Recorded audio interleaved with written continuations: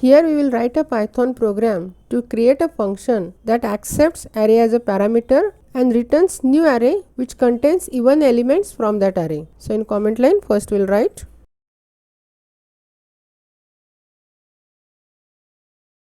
first we will import the array. So from array import star, then we will define function. So def display and array as a parameter. Since we are returning the new array, we will define another array.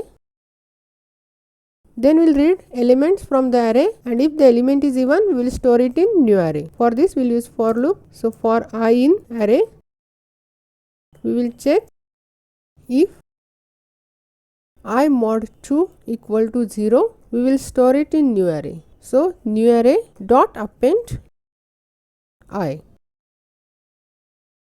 and then we will return new array. Then outside the function, we will define array as arr equal to array of type I, and we will pass the values. And we will call the function display in print method.